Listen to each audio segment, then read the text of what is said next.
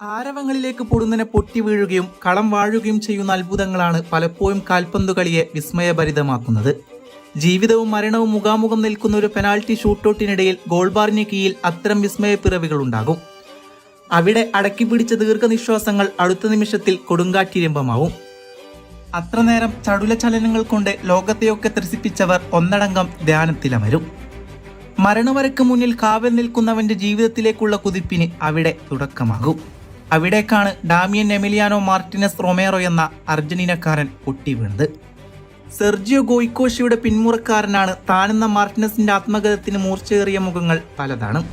പകരക്കാരന്റെ കുപ്പായത്തിൽ കാലം കഴിക്കാൻ വിധിക്കപ്പെട്ടവനെന്ന് പരിഹസിച്ചവർക്കിടയിൽ നിന്നാണ് അന്ന് റോമിൽ ഗോയ്ക്കോഷയും ഇപ്പോൾ ഖത്തറിൽ മാർട്ടിനസും പിറക്കുന്നത്.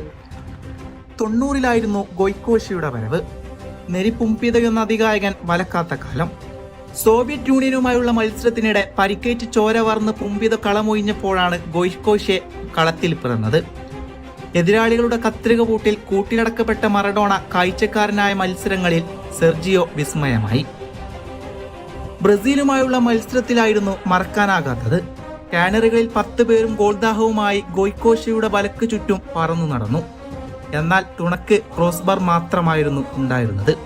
കരേക്കയും കാർലോസും ഡുങ്കയും തൊടുത്ത ഗോളെന്നുറപ്പിച്ച 3 ഷോട്ടുകളാണ് ഗോയ്ക്കോഷയുടെ ആ കൂട്ടുകാരൻ അന്ന് തട്ടിത്തെറിപ്പിച്ചത്. ക്വാർട്ടർ മുതൽ ഗോയ്ക്കോഷ്യ രാജാവായി. തട്ടിയും മുട്ടിയും കൂട്ടുകാർ മത്സരം ഷോട്ടൗട്ട് വരെ എത്തിക്കും. പിന്നെ അവനും ഗോൾബാറും മാത്രം. പേരുകേട്ട തമ്പുരാക്കന്മാർ പ്രാർത്ഥിച്ചുകൊണ്ട് മാറി നിൽക്കും. ക്വാർട്ടറിൽ യൂഗോസ്ലേവിയയുടെ 2 പെനാൽറ്റികൾ കയ്യിലൊതുക്കിക്കൊണ്ട് അവൻ മറഡോണയുടെ അർജന്റീനയെ സെമിയിലെത്തിച്ചു.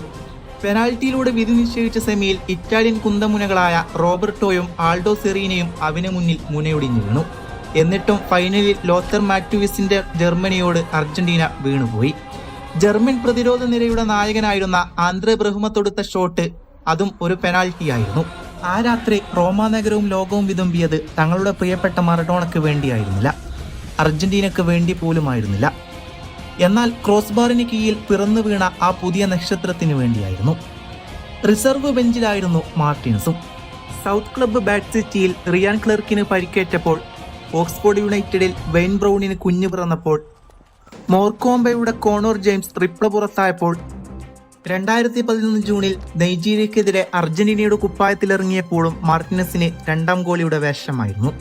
എന്നാൽ 2021 കോപ്പയിൽ കളി മാറി. 2021 ജൂലൈ 6-ന് കൊളംബിയക്കെതിരായ സെമിയിൽ പെനാൽറ്റി ഷൂട്ടൌട്ടിൽ 3 പെനാൽറ്റി കിക്കുകളാണ് മാർട്ടിനസ് തട്ടിയകറ്റിയത്. ഫൈനലിൽ ബ്രസീലിനെതിരെയും മികച്ച കളി മാർട്ടിനസ് പുറത്തെടുത്തു. കാര്യങ്ങൾ അവിടെ അവസാനിക്കുന്നില്ല.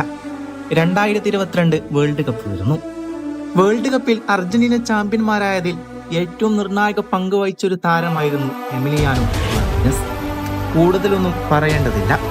വേൾഡ് കപ്പിലെ ബെസ്റ്റ് ഗോൾ കീപ്പറായി തിരഞ്ഞെടുത്തതും എമിലിയാനോ മാർട്ടിനസിനെ തന്നെയാണ്.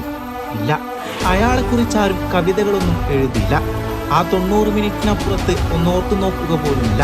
ഗോൾ കീപ്പർ എന്നാൽ കടം കയറിയ വീട്ടിലെ ഗൃഹനാഥനെ പോലെ അസ്വസ്ഥ ജന്മനാണ് ഓരോ ഗോളി ജീവിതവും. സത്യം പറഞ്ഞാൽ വേൾഡ് കപ്പിന്റെ ആ ഫൈനൽ മത്സരത്തിലെ സേവ് നമുക്കൊക്കെ മറക്കാൻ കഴിയുമോ? ചിലന്തി കൈകൾ വിരിച്ച് ഒരു ദൈവദൂതനെ പോലെ ഗോൾ പോസ്റ്റിന് കീഴെ എമി മാർട്ടിനസ് കാവലായിരുന്നു. തടിച്ചു വരുന്നത് തന്റെ ആയുസിന്റെ ഉരുണ്ട കണക്ക് പുസ്തകമാണെന്ന തിരിച്ചറിവോടെ.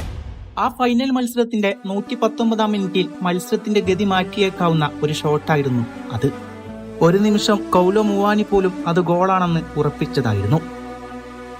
എന്നാൽ ഒട്ടും പതരാതെ എമി മാർട്ടിനസ് തന്റെ കാലുകൊണ്ട് ആ പന്തിനെ സേവ് ചെയ്യുന്നു. അവിടെയാണ് മാർട്ടിനസ് എന്ന അത്ഭുത പിറവി അവതരിക്കുന്നത്. ഗോളികൾ നന്ദി അർഹിക്കുന്നില്ലല്ലോ. അവരുടെ ജീവിത സമ്മാനങ്ങൾ നിന്ദകളായിരിക്കും. ഒരു ചെറിയ പിഴവിൽ നിന്നോ എതിരാളിയുടെ അസാമാന്യ മികവിൽ നിന്നോ ആകട്ടെ ഒരു ഗോൾ പതിച്ചാൽ അതുവരെ ഹീറോയായിരുന്ന ഗോൾ കീപ്പർ പരാജിതനാകും. കാണികൾ അവനെ പരിഹസിക്കും. ലോകം കണ്ട ഇതിഹാസ ഗോൾ കീപ്പർമാരെല്ലാം ഇതൊരിക്കലെങ്കിലും അനുഭവിച്ചതാണ്.